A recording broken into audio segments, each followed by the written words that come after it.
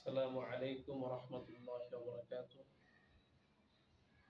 আলহামদুলিল্লাহি রাব্বিল আলামিন ওয়াস সালাতু ওয়াস সালামু আলা সাইয়্যিদিল মুরসালিন ওয়া আলা আলিহি ওয়া আসহাবিহি আজমাইন, আম্মা বা'দ। সম্মানিত উপস্থিতি, ইতিপূর্বে আমরা তাওহীদের সংজ্ঞা, প্রকারভেদ এবং তাওহীদের রুবুবিয়্যাহ নিয়ে আলোচনা করেছি। তো তাওহীদ এর শাব্দিক অর্থ হচ্ছে কোনো কিছুকে একক গণ্য করা, আর তাওহীদের সংজ্ঞা হচ্ছে ইফরাদুল্লাহ সুবহানাহু ওয়া তাআলা ফিল খালকি ওয়াল মুলকি ওয়াত তাদবিরি ওয়াল আসমাই ওয়াস সিফাতি ওয়াল ইবাদা। সৃষ্টি, মালিকানা, পরিচালনা, নাম ও গুণাবলী এবং ইবাদতের ক্ষেত্রে আল্লাহকে একক গণ্য করা। তো এই তাওহীদ তিন প্রকার: এক, তাওহীদুর রুবুবিয়্যাহ; দুই, তাওহীদুল আসমাই ওয়াস সিফাত; তিন, তাওহীদুল উলুহিয়্যাহ বা তাওহীদুল ইবাদা। তো তাওহীদুর রুবুবিয়্যাহ নিয়ে আমরা আলোচনা করেছি যে রব শব্দটি কোরআনে 980 বার এসেছে। আর রব হচ্ছেন ওই সত্তা যিনি গোটা সৃষ্টি জগতের একমাত্র সৃষ্টিকর্তা, একমাত্র রিজিক দাতা, একমাত্র পালনকর্তা, একমাত্র বিধানদাতা এবং ইবাদত পাওয়ার একমাত্র হকদার। এই সম্পর্কে আমরা ইতিপূর্বে উদাহরণ দিয়েছি যে এই তাওহীদুর রুবুবিয়্যাহ আবার তিন প্রকার। তাওহীদুর রুবুবিয়্যাহ তিন প্রকার। প্রথম প্রকার হচ্ছে খলক, খালেক; দ্বিতীয় প্রকার আমরে কাউনি; তৃতীয় প্রকার আমরে শারঈ। এই তিনটার মধ্যে খলক এবং আমরে কাউনি, এই দুইটা ক্ষেত্রে কাফের মুশরিকরা বিশ্বাস করে থাকে, কিন্তু আমরে শারঈর ক্ষেত্রে বিশ্বাস করে থাকে না। এর জন্য এই ক্ষেত্রে আমাদের বেশি বেশি দরকারি বিষয় হচ্ছে ইফরাদুল্লাহ ফিল আমরে শারঈ। আমরে শরীরের ক্ষেত্রে আল্লাহকে একক সাব্যস্ত করা, একক গণ্য করা এবং মান্য করা। ঠিক তদ্রুপ খলকের ক্ষেত্রে আল্লাহকে একক গণ্য করা, আমরে কাউনির ক্ষেত্রে আল্লাহকে একক গণ্য করা।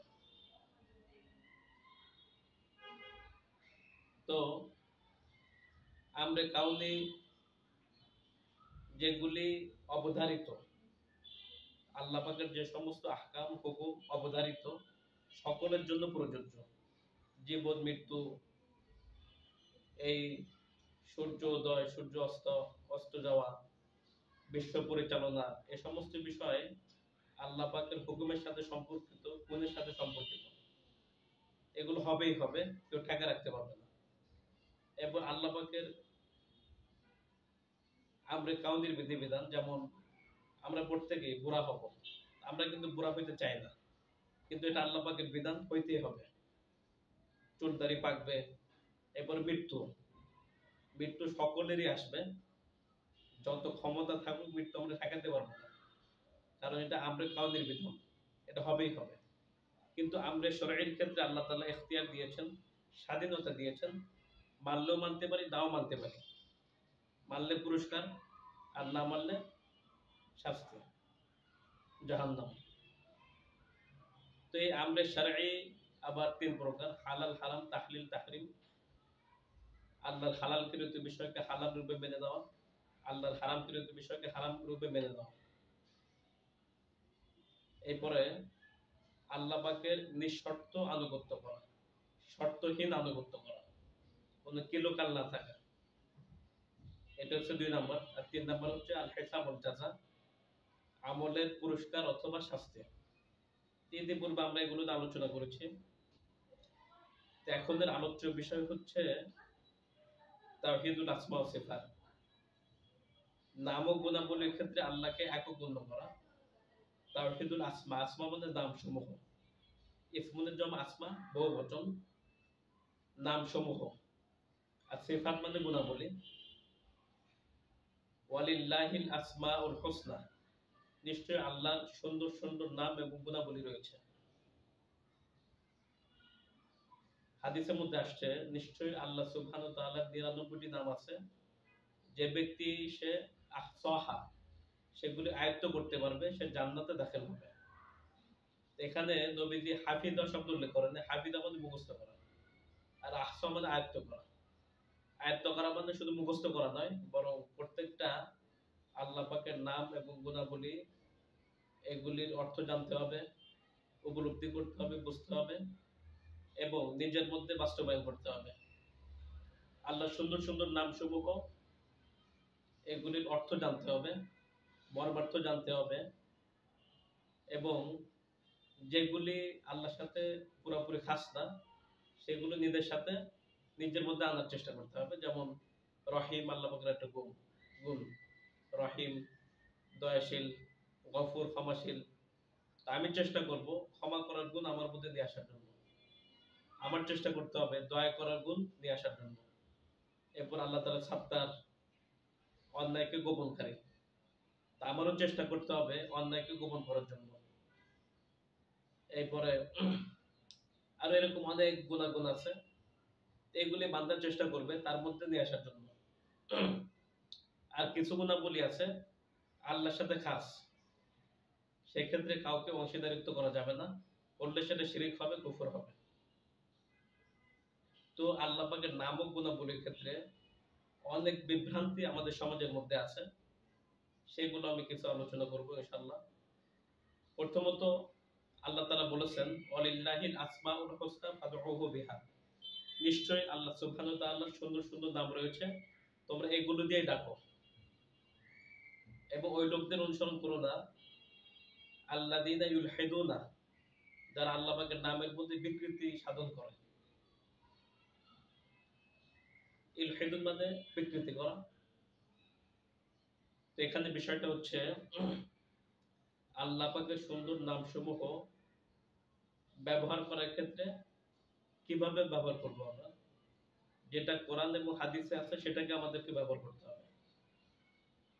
তো বর্তমানে আল্লাহ পাকের নাম অনেকে অনেকভাবে বলে, কেউ বলে গড, কেউ বলে ঈশ্বর, কেউ বলে পরামর্শক, আবার কেউ বলে ভগবান, আবার কেউ বলে খোদা। এই সমস্ত শব্দ কোরআনেও নেই, হাদিসেও নেই, কোথাও নেই। এই জন্য এই সমস্ত শব্দে আল্লাহকে ডাকা সম্পূর্ণরূপে নাজায়েজ, হারাম। খোদা শব্দের মধ্যে শিরকি আছে, এবং অন্যান্য শব্দের মধ্যে পুরুষলিঙ্গ স্ত্রীলিঙ্গ আছে, ভগবান ভগবতী, ঈশ্বর ঈশ্বরী।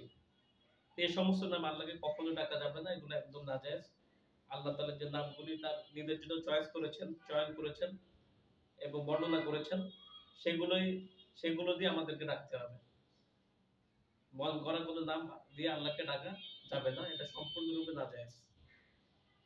রহিম, রহমান, গফুর, গফফার, সাত্তার, এরপরে জাব্বার, রাজ্জাক, খালেক, বার, এরকম অনেক অসংখ্য অগণিত আল্লাহ পাকের সুন্দর সুন্দর নাম আছে, এগুলো দিয়ে আল্লাহকে ডাকতে হবে। এটা প্রথমত বিষয়। ২ নম্বর বিষয় হচ্ছে আল্লাহ পাকের নামের ক্ষেত্রে যেমন বিভ্রান্তি সৃষ্টি হয়েছে, যে আল্লাহ পাকের নাম বাদ দিয়ে অনেকে অনেক নাম আল্লাহ পাকের নামে রেখেছে, এগুলি যেমন বিভ্রান্তি, ঠিক তদ্রুপ সিফাত মানে গুণাবলী, আল্লাহ পাকের গুণাবলীর ক্ষেত্রেও বিভ্রান্তি তৈরি করা হয়েছে। আল্লাহ পাকের গুণাবলীর মধ্যে কিছু গুণাবলী আছে, ওই গুণাবলীগুলোর ক্ষেত্রে এক শ্রেণীর মানুষেরা মানুষের বিশ্বাস নষ্ট করার চেষ্টা করেছে যুগে যুগে এবং বহুকাল ধরে। সেই বিষয়ে আমরা কিঞ্চিত আলোচনা করব। আল্লাহ পাকের গুণাবলীর মধ্যে সামি' একটা গুণ, আল্লাহ সর্বশ্রোতা, বাসির একটা গুণ, সর্বদ্রষ্টা। এরকম ভাবে অনেক গুণাবলী আছে। এই গুণাবলী আমরা কিভাবে বিশ্বাস করব, এই বিশ্বাস করার ক্ষেত্রে অনেকগুলি পদ্ধতি বের হয়েছে। বেশিরভাগ পদ্ধতি হলো ভুল পদ্ধতি, কোরআন সুন্নাহ বহির্ভূত পদ্ধতি, মন গড়া পদ্ধতি। এইগুলোকে বর্জন করে কোরআন সুন্নাহ যেভাবে আছে আমাদেরকে ঠিক সেভাবে বিশ্বাস করতে হবে। যেমন কোরআনের মধ্যে আছে আল্লাহ পাকের চেহারার কথা আছে, হাতের কথা আছে, চোখের কথা আছে, আঙ্গুলের কথা আছে, পায়ের কথা আছে। তো কোরআনের যেগুলি যেভাবে আছে ঠিক সেভাবে এগুলোকে বিশ্বাস করতে হবে। এটা হলো আমাদের আকীদা, আহলে সুন্নাত ওয়াল জামাতের আকীদা, সমস্ত সাহাবীদের আকীদা, সমস্ত ইমামদের আকীদা, সমস্ত নবীদের আকীদা। এইগুলি কোরআনে যেভাবে আছে ঠিক সেভাবে বিশ্বাস করা। এগুলির কোনো এই শব্দগুলির কোনো অপব্যাখ্যা না করা, দূরবর্তী অর্থ গ্রহণ না করা এবং বিকৃত অর্থ গ্রহণ না করা, বরং যেভাবে আছে ঠিক সেভাবেই স্বীকার করে দেওয়া।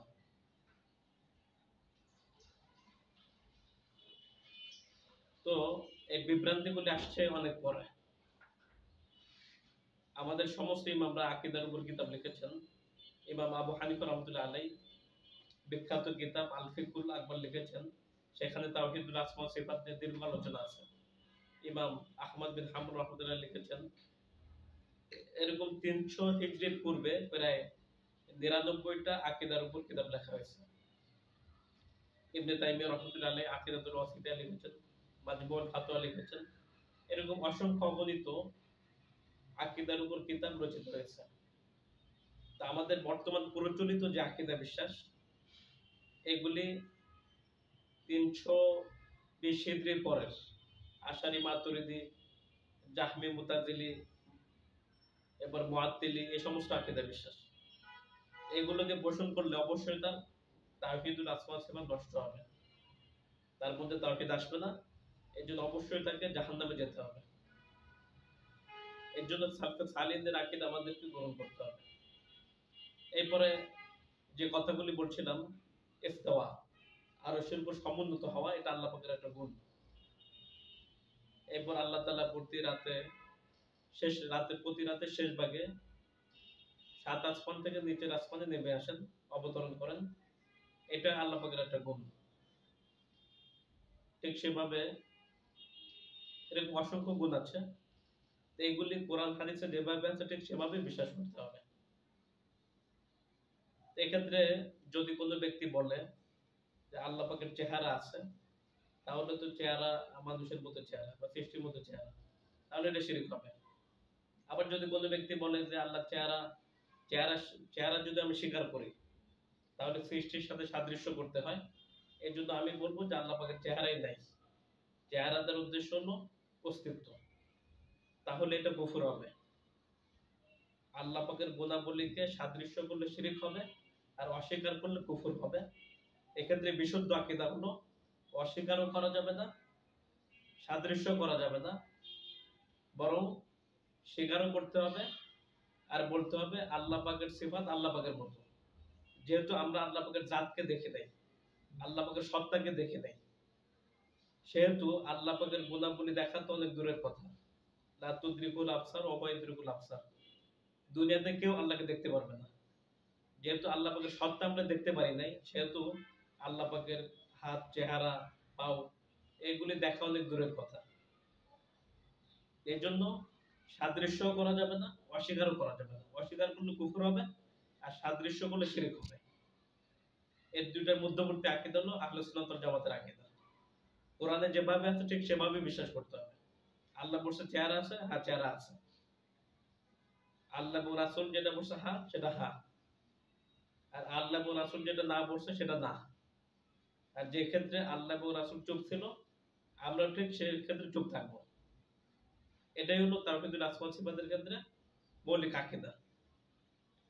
তাওহীদুল আসমা ওয়া সিফাতের মধ্যে অনেক সূক্ষ্ম সূক্ষ্ম আকীদার বিষয় আছে, এগুলি আমরা সবাইকে বুঝাইতে পারবো না। এই জন্য জনগণের কাছে আমরা যেটা বলবো যে আপনারা বেসিক একটা কথা মনে রাখবেন যে কোরআনে যেটা আছে, কোরআনে যদি হা বলে সেটা হা, হাদিসে যেটা হা বলে সেটা হা, আর কোরআনে যেটা না বলবে সেটা না, হাদিসে যেটা না বলবে সেটা না। আর কোরআন যে বিষয় চুপ ছিল, হাদিস যে বিষয় চুপ ছিল, আমি সেই বিষয় চুপ। এই বিষয়ে কথা বলার অধিকার আমার নাই। যেমন কোরআনে চেহারার কথা আছে, হাদিসে চেহারার কথা আছে, সুরতের কথা আছে, আঙ্গুলের কথা আছে, পায়ের কথা আছে, তারপরে চোখের কথা আছে। তো এগুলি বিশ্বাস করব, কিন্তু কোরআন এবং হাদিসে কানের কথা নাই, নাকের কথা নেই। তো যদি আমি বলি যে আল্লাহর নাকও আছে কানও আছে, তাহলে এটা হবে না। যেহেতু কোরআনে নাই সেহেতু আমি বলবো না, চুপ থাকবো। যদি বলি যে আল্লাহ পাকের কানও আছে নাকও আছে, তাহলে এটা কোরআন হাদিসে নাই, আল্লাহ বলে নাই, রাসূল বলে নাই। আবার যদি বলি আল্লাহ পাকের কানও নাই নাকও নাই, সেটাও ভুল হবে। কারণ আল্লাহ তো এটা নিষেধ করে নাই যে আমার কান নাই আমার নাক নাই, রাসূল তো এটা নিষেধ করে নাই। তো যে ক্ষেত্রে কোরআন হাদিস চুপ ছিল, সেক্ষেত্রে আমাকেও চুপ থাকতে হবে। এটা হলো পরিষ্কার আকীদা। আর যে ক্ষেত্রে সেক্ষেত্রে আমিও আর যে ক্ষেত্রে কোরআন হাদিস না, সেক্ষেত্রে আমিও না। তো আল্লাহ পাকের নাক আছে কিনা, কান আছে কিনা, সেক্ষেত্রে হাদিস কোরআন চুপ ছিল, আমারও চুপ থাকতে হবে। আবার কিছু গুণাগুণ আছে যেগুলি কোরআন পড়ছে নাই, তা আমাকে নাই বিশ্বাস করতে হবে, না বিশ্বাস করতে হবে। যেমন আল্লাহ পাকের ঘুম নাই, লা তাখুযুহু সিনাতুন ওয়ালা নাওম। আল্লাহ পাকের ঘুম নাই, আল্লাহ পাকের তন্দ্রা নেই। তো আমাকে এটাই বিশ্বাস করতে হবে। এটাই পরিষ্কার আকীদা। কোরআন সুন্নাহ যা আছে সেটা যেটা না আছে সেটা না। আর যে ক্ষেত্রে চুপ আছে সেই ক্ষেত্রে আমরাও চুপ থাকবো। সাহাবা কেরাম চুপ ছিলেন, সমস্ত নবীরা চুপ ছিলেন, এবং আমাদের রাসূল সাল্লাল্লাহু আলাইহি ওয়াসাল্লাম চুপ ছিলেন। এই ক্ষেত্রে ব্যাখ্যা বিশ্লেষণ করা, বিকৃতি সাধন করা, দূরবর্তী অর্থ গ্রহণ করা, অপব্যাখ্যা করা, এগুলি নিতান্তই নিকৃষ্ট, নাজায়েজ এবং শিরকি কাজ। এজন্য আরেকটা বিষয় ক্লিয়ার করি, এক্ষেত্রে আল্লাহ পাকের নাম ও গুণাবলী, এক্ষেত্রে মুমিনদের বিশ্বাস নষ্ট করার জন্য অনেকগুলি ফিরকা তৈরি হয়েছে। এর মধ্যে একটা আছে মুআত্তিলা। এদের আকীদা হচ্ছে আল্লাহ পাকের সিফাতকে তারা অস্বীকার করে, আল্লাহ পাকের সমস্ত গুণাবলী তারা অস্বীকার করে। তারা বলে যদি আমরা আল্লাহ পাকের গুণাবলী স্বীকার করি, তাহলে তো সৃষ্টির সাথে সাদৃশ্য হয়। এর জন্য তারা ডাইরেক্ট বলে যে আল্লাহ নিরাকার, আল্লাহর হাত পা চোখ কিছু নাই। তো এটা হলো কুফরি আকীদা। আল্লাহকে নিরাকার বলা নাস্তিকতার নামান্তর। এজন্য এটা একদম কুফরি আকীদা। ঠিক তদ্রুপ তারা বিভিন্ন দলিল পেশ করে, লাইসা কামিথলিহি শাইউন ওয়া হুয়াস সামিউল বাসীর। আল্লাহ তাআলা বলতেছেন আল্লাহ তাআলার মতো কিছু নাই, আল্লাহ তাআলার মতো কিছু নাই, তিনি সর্বস্রষ্টা, সর্বশ্রোতা, সর্বদ্রষ্টা। এখানে তো অনেকের অর্থ করে যে আল্লাহ তাআলার কিছু নাই, মানে বিকৃতি করে। এখানে আয়াতটা হলো আল্লাহ পাকের মতো কিছু নাই, আর অর্থ করে আল্লাহ তাআলার কিছু নাই, মানে আল্লাহ নিরাকার। তো আল্লাহ নিরাকার এটা হাদিসেও নাই, কোরআনেও নাই, কোথাও নেই। এটা হলো বেদাতীদের আকীদা। এটা কখনোই বলা যাবে না এবং বিকৃত অর্থ করা যাবে না, এটা কুফরি আকীদা। আরেকটা দল বের হয়েছে, এই মুআত্তিলা আকীদার আবিষ্কারক জাহাম ইবনে সাফওয়ান সামারকান্দি। 130 হিজরিতে সে মারা গেছে। এবার 150 হিজরিতে ইমাম বালকি বের হয়েছে, তার আকীদা হলো মুশাব্বিহা মুজাসসিমা, মানে মুআত্তিলা আকীদার বিপরীত। সে বলতেছে যে আল্লাহ তাআলার সিফাত, আল্লাহ পাকের গুণাবলী মানুষের মতো। এটা হলো শিরকি আকীদা। আল্লাহ ডাইরেক্ট বলতেছে লাইসা কামিথলিহি শাইউন, আল্লাহ পাকের মতো কিছু নাই, আর আমি বলতেছি মানুষের মতো। তো সাদৃশ্য করা শিরক, আর অস্বীকার করা কুফর। কুল হুয়াল্লাহু আহাদ আল্লাহুস সামাদ লাম ইয়ালিদ ওয়া লাম ইউলাদ ওয়া লাম ইয়াকুল লাহু কুফুয়ান আহাদ। আল্লাহ পাকের সমকক্ষ কিছু নাই। এখন যারা আল্লাহ পাকের সিফাতকে অস্বীকার করে, এই কথা বলে যে সিফাতকে যদি স্বীকার করি তাহলে সৃষ্টির সাথে সাদৃশ্যশীল হয়, তাদেরকে আমি বলবো এই সৃষ্টির সব কি একই রকম? মানুষেরও হাত আছে, গরু ছাগলের হাত আছে, দুইটা কি একই রকম? মানুষেরও মাথা আছে, পিঁপড়ারও মাথা আছে। তা পিঁপড়ার মাথা আর মানুষের মাথা কি একই রকম? তো আল্লাহ পাকের সুরত আছে, চোখ আছে, হাত আছে, পাও আছে। এর অর্থ এটা না যে এগুলি মানুষের মতো। এখানে বিশ্বাস করতে হবে আল্লাহর হাত আল্লাহর মতো, আল্লাহর চেহারা আল্লাহর চেহারার মতো, আল্লাহর চোখ আল্লাহর চোখের মতো। আল্লাহ আমাদেরকে জানায় নেই বা রূপরেখা আমরা জানি না, আমরা আল্লাহকে দেখে নেই। এটা হলো বিশুদ্ধ আকীদা।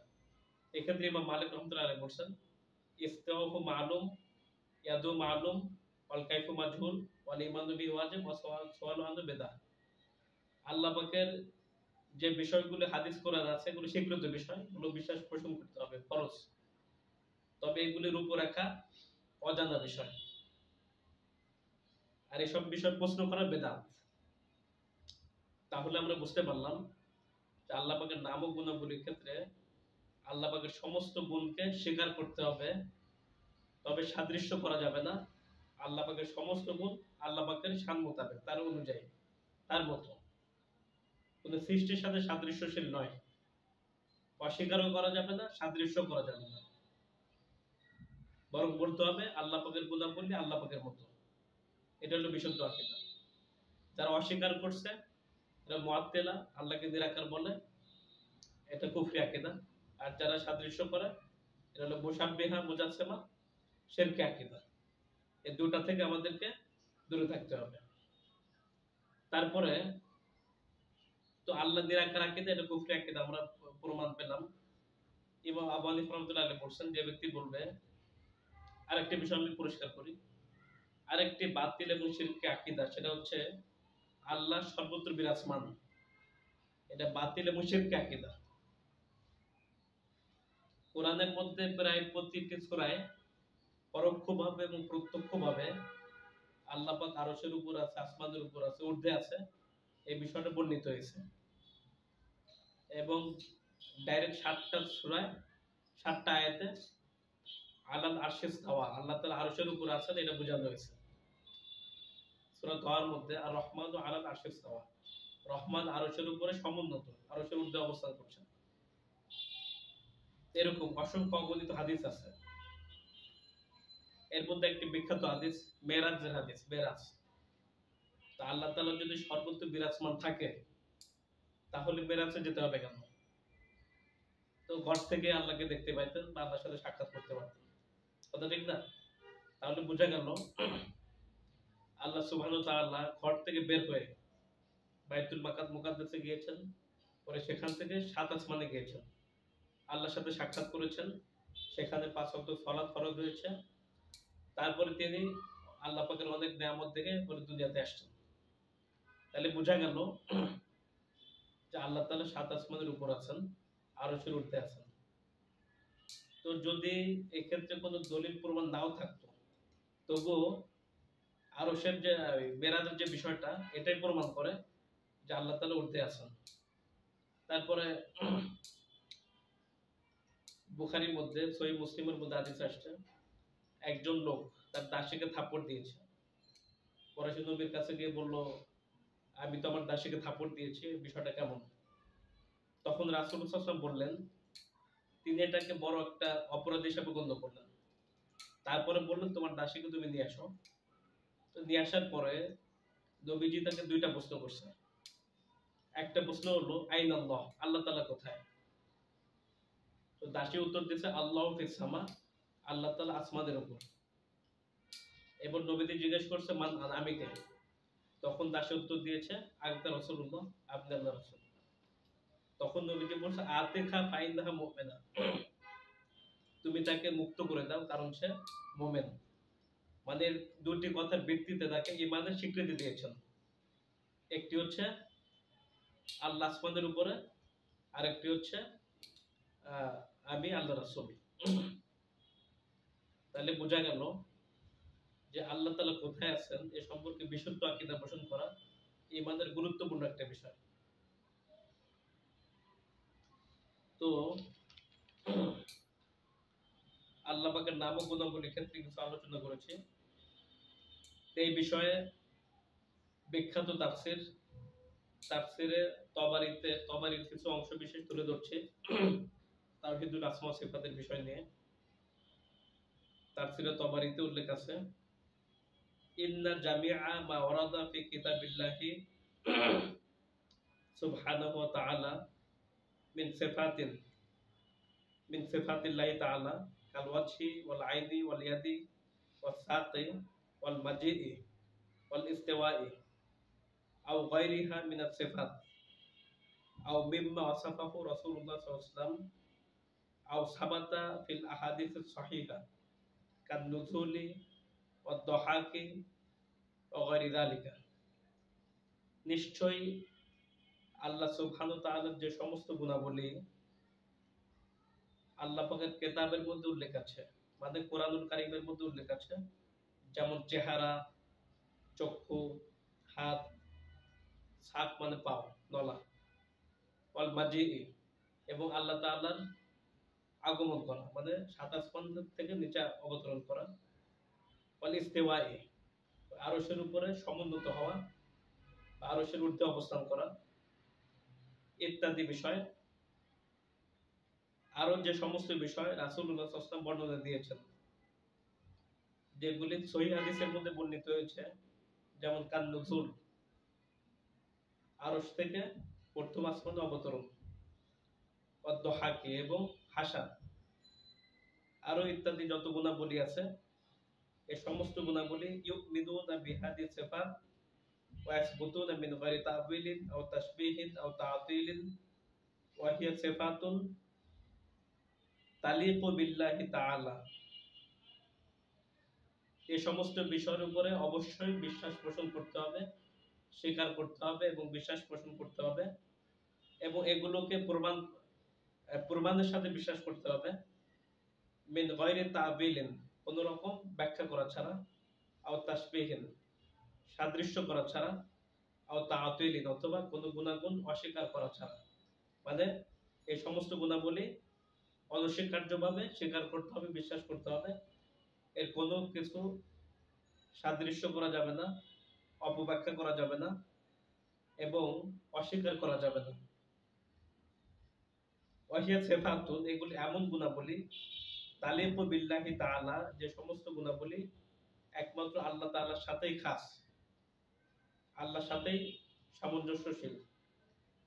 লা তুশবিহু সিফাতু আহাদিন মিনাল মাখলুকিন সৃষ্টির কারো গুণাবলীর সাথে আল্লাহ পাকের গুণাবলী সাদৃশ্যশীল নয়। লাইসা কামিসলি শাইউন আল্লাহ তাআলা যেমন বলছেন যে আল্লাহ পাকের মতো কিছু নাই, ওয়ালাম ইয়াকুল লাহু কুফুয়ান আহাদ আল্লাহ পাকের সমকক্ষ কিছু নাই। ইখতাসু বিরহমাতিহি মাইয়াশা তো আল্লাহ তাআলা যাকে চান তাকে খাস রহমত দান করেন। আল্লাহু যুল ফাদলিল আযীম। তো এটা হলো তাফসিরে তাবারির তাওহীদুল আসমা ওয়া সিফাতের কিছু অংশ বিশেষ তেলাওয়াত করলাম। এখানে স্পষ্ট করে বলা আছে যে আল্লাহ পাকের নাম ও গুণাবলী তাতিল অস্বীকার করা যাবে না, তাসবিহ সাদৃশ্য করা যাবে না এবং কোনো ব্যাখ্যা করা যাবে না, দূরবর্তী অর্থ গ্রহণ করা যাবে না। এখন আরেকটি গুরুত্বপূর্ণ বিষয় সেটি হচ্ছে আমরা সকলেই দাবি করি আমরা হানাফি মাযহাবের লোক, হানাফি মাযহাবের লোক, অথচ বেশিরভাগ হানাফি আকীদার ক্ষেত্রে, বিশ্বাসের ক্ষেত্রে ইমাম আবু হানিফা রাহমাতুল্লাহি আলাইহিকে অনুসরণ করি না। এটা চরম দুঃখজনক বিষয় এবং খুবই বিভ্রান্তিকর বিষয়। অথচ তার বিখ্যাত কিতাব আল ফিকুল আকবরের মধ্যে তিনি বলেছেন যে ব্যক্তি বলবে যে আল্লাহ তাআলা কোথায় আছে, আল্লাহ তাআলা আরশে আছে নাকি জমিনে আছে আমি জানি না,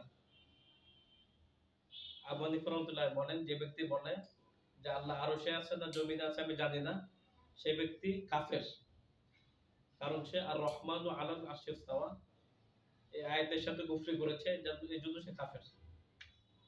অথচ বেশিরভাগ লোক বিশ্বাস করে যে আল্লাহ তাআলা সর্বত্র বিরাজমান। এটা একটা হিন্দুদের আকীদা, সর্বেশ্বরবাদদের আকীদা, হিন্দুদের আকীদা। হিন্দুরা বলে ঈশ্বর সর্বত্র বিরাজমান, এর জন্য তারা সবকিছুর পূজা করে, গাছের পূজা করে, মাছের পূজা করে, গরুর পূজা করে, দেবদেবীর পূজা করে, মানুষের পূজা করে, সবকিছুর পূজা করে। তাদের আকীদা হলো আল্লাহ সর্বত্র বিরাজমান। তো এটা হিন্দুদের আকীদা। অনুরূপভাবে ওয়াহদাতুল উজুদ হুলুলের আকীদাও এটার সাথে মিশে যায়।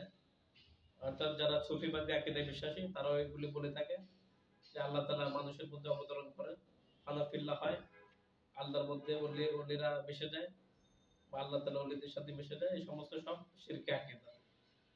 স্রষ্টা এবং সৃষ্টি দুইটা আলাদা জিনিস, এক না। স্রষ্টা সৃষ্টি মিলাইলে ওটা শিরক। যে ব্যক্তি বলবে যে আল্লাহ মানুষের মধ্যে চলে আসে বা মানুষ আল্লাহর মধ্যে ঢুকে যায়, মিশে যায়, একাকার হয়ে যায়, ওয়াহদাতুল উজুদ হয় বা হুলুল হয়, সে স্পষ্ট মুরতাদ হয়ে যাবে, ইসলাম থেকে বের হয়ে যাবে। তার ক্ষেত্রে সমস্ত আলেমদের বক্তব্য হলো, ইমাম আহমদ বিন হাম্বল রাহমাতুল্লাহ আলাইহি বলেন সে ব্যক্তির জানাজার সালাত আদায় করা হবে না, তাকে মুসলিমদের কবরে দাফন দেওয়া যাবে না, কারণ সে মুরতাদ হয়ে গেছে। আর তার স্ত্রী থাকলে সেও তালাক হয়ে যাবে। তো এটা হলো বিশুদ্ধ আকীদা। তো আরেকটি বিষয় হচ্ছে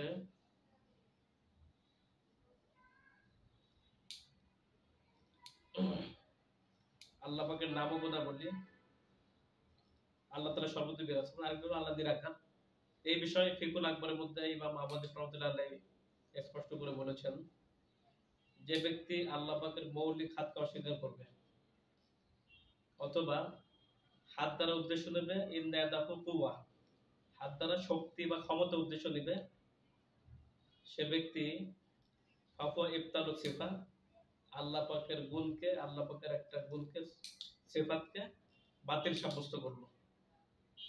আর এটা কুফরি আকীদা। ফাফা কওলু আহলুল কদর ওয়াল ইতিজাল, এটা কাদরিয়া এবং মুতাজিলাদের আকীদা। অনুরূপভাবে মানে ওই হাত দ্বারা কুদরতি হাত, পাও দ্বারা কুদরতি পাও, কুদরতি চেহারা, এই সমস্ত ব্যাখ্যা করা, মানে শক্তি উদ্দেশ্য দেওয়া, এগুলি বিভ্রান্তিকর আকীদা। এক্ষেত্রে কয়েকটি বিষয় হচ্ছে, যদি আল্লাহ পাকের হাত দ্বারা শক্তি বা ক্ষমতা উদ্দেশ্য হয়ে থাকে, তাহলে মানুষের শ্রেষ্ঠত্বের কোনো কিছু বাকি থাকে না।